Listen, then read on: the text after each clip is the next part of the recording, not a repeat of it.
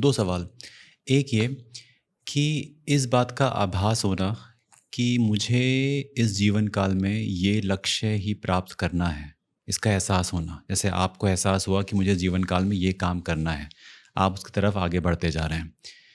That is the first question जो कि बहुत सारे यंगस्टर्स को होता है, उन्हें क्लैरिटी नहीं होती है, उन्हें करना क्या है। दूसरा ये कि अगर मैं वो लक्ष्य नहीं पूरा कर पाता हूँ इस जीवन काल में because of confusion and lack of action, तो क्या मैं वापस चला जाऊँगा उस 84 लाख की योनियों में, या फिर मुझे फिर से मनुष्य बनने का मौका दिया जाएगा और अपने अधूरे लक्ष्य को प्राप्त करने का मौका दिया जाएगा? खूब अच्छा बात है। धन्य हो नारायण, बहुत अच्छी बात की हो। और ये प्रश्न जो किए कि हमें दोबारा मनुष्य बनने की एक संभावना मिलती है या नहीं, ये बहुत ही सराहनीय है। अ, नारायण, यहाँ एक मैं और एक चर्चा में आलोकपात करना चाहूँगा, जी। ये बात को ले आने से पहले। हमारी जो मेंटल मैनिफेस्टेशन प्रोसेस है ना, ये एक बहुत प्राचीन काल से चलती आ रही है। हुँ, जैसे अ, आप वो दशावतार स्तोत्र हुँ, सुने हो, हुँ, हुँ, जहाँ श्री कृष्ण की या नारायण की हुँ, दशावतार के बारे में कहते हैं। मैं वही स्तोत्र की एक नया डायनामिक्स आपको अभी समझाने की कोशिश करता हूँ। जो ये दशावतार हैं, ये हमारी एक मेंटल मैनिफेस्टेशंस ही है, या हमारी कॉन्शसनेस की, प्राण की मैनिफेस्टेशंस है। कैसे? जब धरती शुरू हुई तो उसमें पहले मिट्टी, जल, हवा, ये सब 5 एलिमेंट इकट्ठा हुए, प्राण शुरू हुई, कॉन्शसनेस आगे बढ़ती गई। पहले आया amoeba, protozoa, स्पाइरोगैरा, hydra, Chlamydomonas, Volvox, ये सारे अपने आप को बनाते गए। अब वो जो mutations, meiosis, myosis, kinesis, cell divisions की वो कॉम्प्लेक्स प्रोसेस होने के बाद जब प्राण और थोड़ी फैलती गई, माने एक कोशी एमीबा से शुरू करके, वन सेल एलिमेंट से शुरू करके वो जब आगे बढ़ते गए, प्राण फैलते गए, तो हमारे शास्त्र यहाँ कहा कि केशवधृत मीन रूप, क्या कि मतलब है? मछली बन गए श्री कृष्ण या नारायण उस समय। हुँ, हुँ, मनु की एक मछली की कहानी मिलती है कि मनु महाराज को बोला गया कि तुम सारे सीड्सों को इकट्ठा कर लो, बीजों को, और ये एक मछली आएगा जो तुम्हारे नाव को लेके पार लगा देगा। जब धरती ध्वंस हो जाएगा तो तुम इन स्पेसीसों के बीज रख दो। ये सुने हो कहानी कि फिर मनु जी वैसे लिए थे। तो वो मछली की जो एक कहानी की रखी गई है, वो मछली दरअसल ये दर्शाई गई ऋषि मुनि ने कि वो मछली हमारी maximum evolution of those species who are living inside those water world, उनकी मैक्सिमम एवोल्यूशन हुई मछली। भले ही ऑक्टोपस है, भले ही कुछ और है, पर व्हेल, शार्क, जो बड़ी मछलियां हैं, डॉल्फिन, वो मैक्सिमम एवोल्यूशन है हुँ, हुँ, मछली की। हुँ, हुँ, पर प्राण जो हमारी मैनिफेस्ट करने की प्रोसेस में थी, वो जी। तब तक रुकी नहीं, वो और भी एवोल्यूट करती गई। एक और एवोल्यूशंस के समय अब प्राण को चाहत आने लगा कि मैं बहुत दिन हो गया पानी में बिता दी, अब मुझे बाहर निकलनी है। ये तड़प उसके अंदर खुद आई, हुँ, ये लक्ष्य वो खुद तय किया कि मैं बहुत दिन जल में रह गया, अब मुझे खुले हवा की सांस लेना है। हुँ, हुँ, जबकि वो मछली होके भी कभी कभी छलांग लगा दी, थोड़ी सूरज की रोशनी देख ली, सब कुछ हुँ, कर ली, पर उसको सही में चाह रहा था कि अब मैं थोड़ी बाहर निकलूं, थोड़ी सांस लूं खुले हवा में। ऐसे में कभी म्यूटेशन मैनिफेस्टेशंस चलती रही। कहते हैं कि ऐसे में हमारे सनातन सबसे ज्यादा मैक्सिमम एवोल्यूशन ऑफ दो स्पेसीज कछुए को लिया, केशवधृत कूर्म रूप। क्यों कछुए? क्योंकि कछुए सबसे ज्यादा लंबा समय तक जीता है, हुँ, शरीर भी बहुत शक्त है, और उसकी जो माने सांस लेने की भी जो एक तरीका है, वो भी एक खास है। कहते हैं कि एक बार सांस लेके घुस जाए तो निकलने में भी काफी समय लेता है। नाक बंद करके अंदर चला जाता है, उसको भी वो कंट्रोल कर सकता है। शरीर भी बहुत शक्त है, ऊपर भी रह सकता है जमीन में, नीचे भी रह सकता है।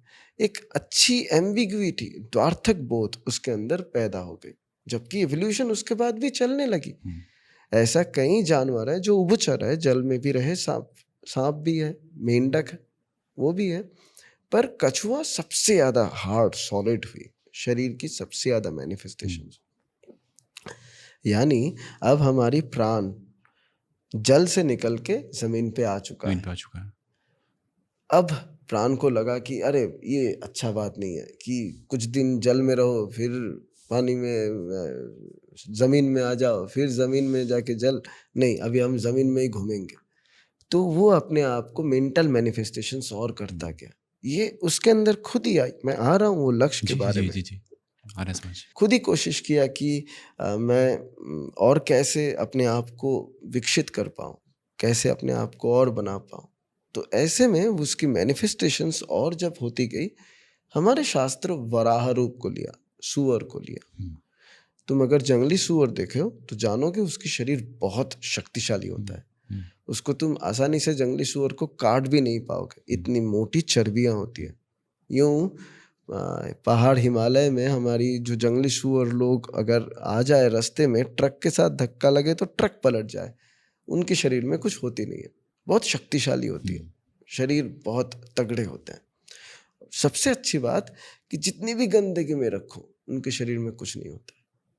ये वो लोग प्राप्त कर लिया, इसलिए श्री कृष्ण को या नारायण जी को वहां वराह रूप की एक जगह दिया गया, केशव धृत वराह रूप। मेंटल मैनिफेस्टेशंस की पॉलिसी या प्रोसेस अभी भी चल रही है। Mutations, meiosis, myosis, kinesis, brain evolutions, ये सारे और होते गए, ये रुका नहीं, ये चलती गई।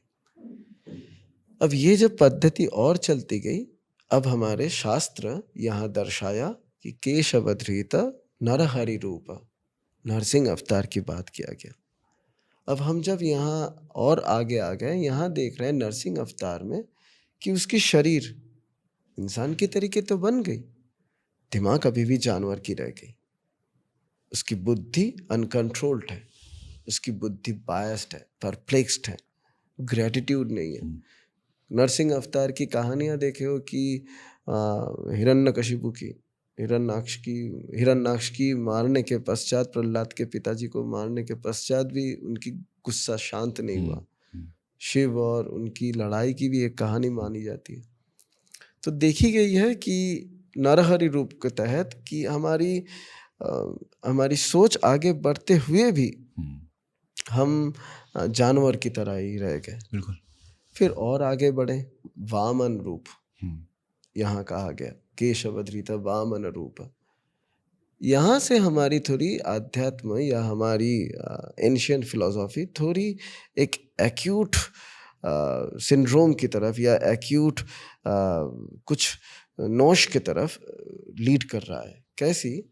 वामन रूप के लिए यहाँ ये दर्शाई गई कि जो वामन अवतार है वो एक पैर में पूरा दुनिया नाप लिया, 3 पैर में पूरी दुनिया नाप ली, एक पैर फिर भी बच गई, बलि ने अपनी सर दे दिया था। पर ये ठीक है, वैसा नहीं था। जिस ढंग से इस साइंस को दिखाने की कोशिश की ऋषि मुनि, वो ये था कि वामन वो शारीरिक रूप से भी तो अभी इंसान बन ही गए, दिमाग से भी इंसान बन गए, पर वो अभी भी ये नहीं समझ पा रहा है कि उसकी मैक्सिमम एक्सपेंशन कहाँ तक हो सकता है, वो किस हद तक फैल सकता है।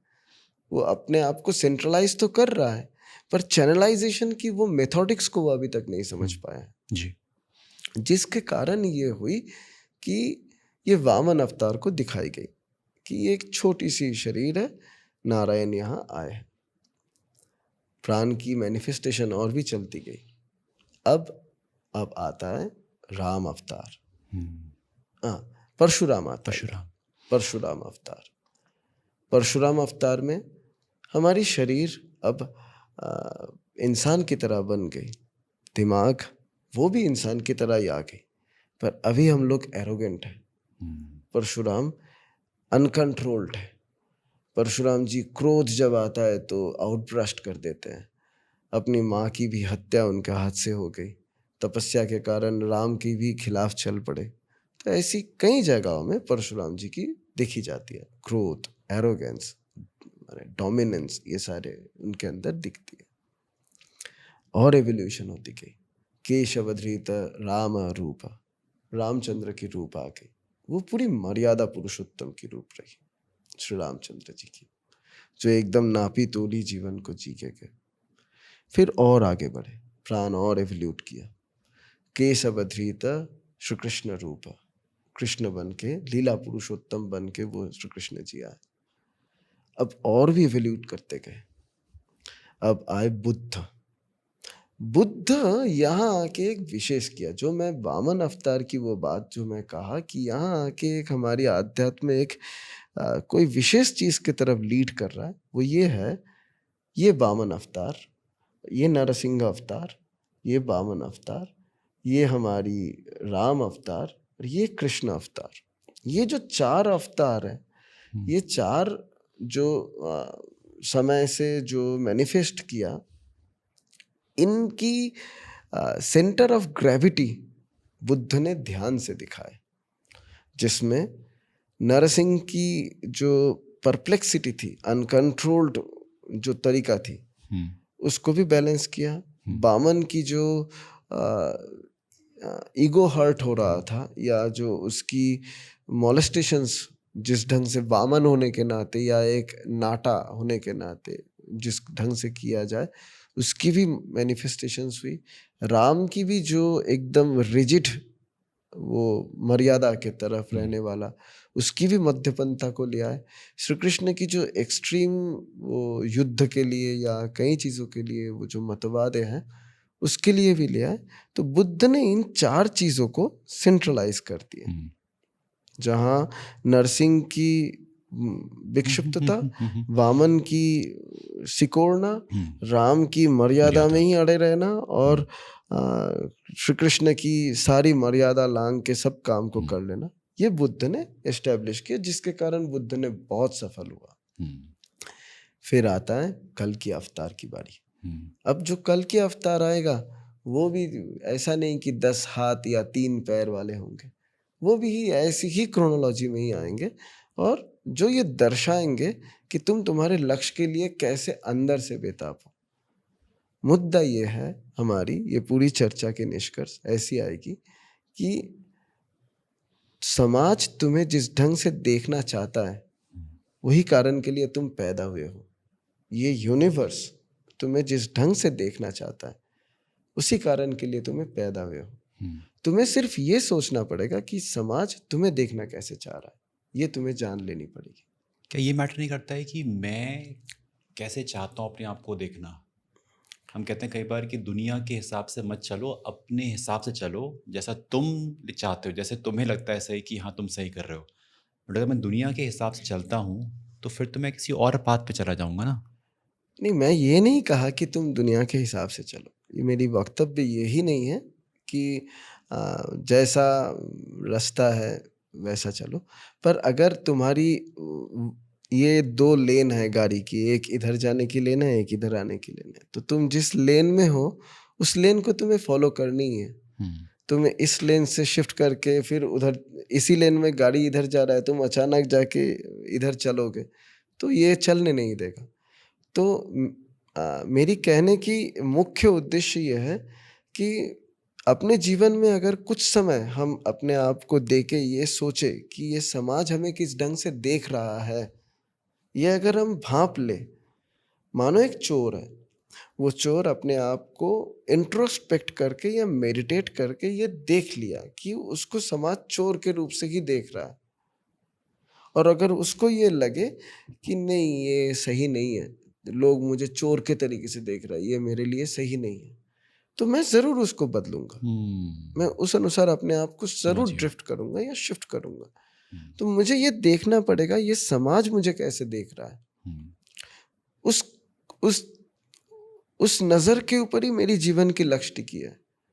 मुझे ये सोच लेना पड़ेगा समाज हमें कैसी देखना चाह रहा है या देखने की कोशिश कर रहा है। भारत के लिए भी, भारत को हमारी समाज कैसे देख रहा है या देखना चाह रहा है, वही भारत की भविष्य है और वही भारत चाह रहा है।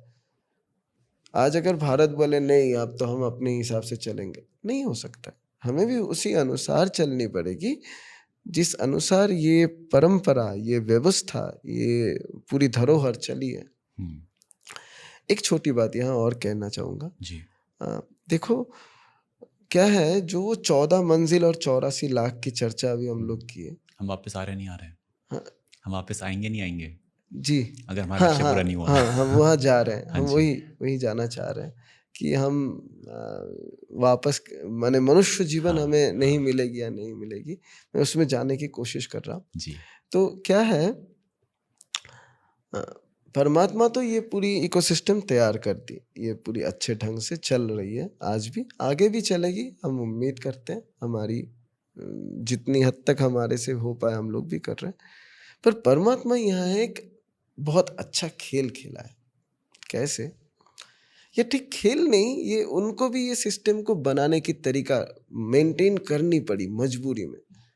क्या है, आज हम सारे इंसान अ, अपनी सभ्यता को बना के रखने के लिए बाकी सारे स्पीशीज को मारते जा रहे हैं। चाहे डोमेस्टिक एनिमल हो, चाहे फेरोसस एनिमल हो, चाहे कीड़े मकोड़े हो, जो कोई भी हो, मछली वेस, सबको अपने हिसाब से मारते जा रहे हैं। और अपने हिसाब से जानवर को भी हम लोग तैयार कर रहे हैं। जैसे हम लोगों को हर दिन के लिए मुर्गी चाहिए, ब्रॉयलर्स, पोल्ट्री खाने के लिए, चिकन चाहिए, मटन चाहिए। मैं उदाहरण दे रहा हूँ, मैं जी, ये जी। नहीं कि मांसाहार की विरोध कर रहा हूँ, कि जो खा रहे हैं वो उनके लिए अच्छा है। पर मैं एक सिस्टम समझाना चाह रहा हूँ। परमात्मा क्या कर रहे हैं, उनके पास ना एक डेटा शीट है। उनके पास ये डेटा शीट ऐसा है कि हर रोज इतना भैंस पैदा होना है, हर रोज इतनी गाय पैदा होना है, हर रोज इतनी मक्खी पैदा होना है। ये एक क्रोनोलॉजिकल सिस्टम है जिसको उनको मेंटेन करनी होती थी। पर ह्यूमन सिविलाइजेशन अपनी फैलाने के कारण वो कई जनों को ऐसे मृत्यु या एक्सटिंक्ट कर दिए, उनको आज लुप्त हो गए। परमात्मा क्या किए, मानो उनको अब 6 करोड़ भैंस पैदा करना था आज की तारीख में, मान लेता हूँ। पर उतनी माने बच्चे पैदा करने वाले माता पिता भैंस की भी तो होनी हुँ, हुँ, चाहिए, हुँ, हुँ। जिससे वो भैंस आए अगली प्रजाति। तो भैंस उतनी बचा नहीं। या शेर, 2 करोड़ शेर आज पैदा करना था परमात्मा को, बचा ही नहीं है शेर उतना जो आगे शेर बना हुँ, पाए। हुँ। तो परमात्मा क्या कर रहे हैं, परमात्मा ये समझ गए कि इंसान केवल अब इंसानों को ही बचा के रखना चाहता है, बाकी जानवर गया, खत्म। हुँ। तो उनकी अभी सिस्टम डेटा एनालिटिक्स ऐसी जा रही है, ठीक है चलो इंसान अभी इंसान ही बनना चाह रहा है ना, हम इनको इंसान बना देंगे। इंसान तो बना रहा है परमात्मा आज भी, पर उनकी बुद्धि दे रहा है भैंसों की। हाँ, उनकी सोच दे रहा है, उनकी सोच दे रहा है मकड़ियों की, हाँ। उनकी सोच दे रहा है छिपकलियों की, उनकी सोच दे रहा है कॉकरोचों की, क्योंकि हम लोग सबको मार दिए। अब परमात्मा को तो बनाना था, चूहे बनाना था, चूहे नहीं है, तो क्या करेंगे परमात्मा? तो चूहे प्रभु बना जी, देंगे। मैंने ना एक चूहे मारे हैं, मुझे इसका काफ़ी मलाल होता है जब से मैंने ये सब बातें सुनी है ना, मैंने कहा अरे मैंने क्या कर दिया, बट कोई नहीं, अब मैं अच्छे कर्म कर रहा हूँ। जी, जी, जी। तो आप अगर माने परमात्मा इस ढंग से ये साइकिल को मेंटेन कर रहे हैं कि अब इंसान और कोई जानवर छोड़ ही नहीं रहा है। हुँ। समझ रहे हो हुँ, ना? हुँ, हुँ, हुँ। पहले के समय में क्या होता था, तू मर जाएगा तो दोबारा इंसान की जोनी कब मिलेगी कोई पता नहीं। हुँ, ठीक है, परमात्मा भी सोचने लगते थे कि चलो ये मरेगा तो इसको मच्छर बनाऊंगा हुँ, या मक्खी बनाऊंगा। हुँ, अब ऑल आउट की जमाना है, हुँ, हुँ, मॉर्टिन की जमाना है, हुँ, हुँ। तो उन लोगों की भी नौकरी चली गई। तो परमात्मा अब इंसान बना दे तो मच्छर की खोपड़ी लगा दो इनको, खून चूस के चला जाएगा तुम्हारी। हाँ, सच कह रहा हूँ देखना मैं लिख ऐसे। कर पा रहा हूँ, मुझे मेरे सामने काफ़ी लोग आ रहे हैं जो खून चूसते हैं बहुत, उनसे मैं दूर रहता हूँ कि बस भाई तू दूर रह। तो ये इंसान के परमात्मा रूप में की मच्छर है ऐसी वो। बात है हुँ, जिससे हमें शायद दोबारा इंसान की जन्म शायद मिल भी जाए हमारी अच्छे कर्मों से या गुरु पीरों के आशीर्वाद से या अपने माता पिता के पुण्यों से। परंतु अ, क्या होगी आने वाले समय में हमारी बुद्धि की दशा आज के एआई के ज़माने में, वो बड़ी चिंता की बात है। हुँ।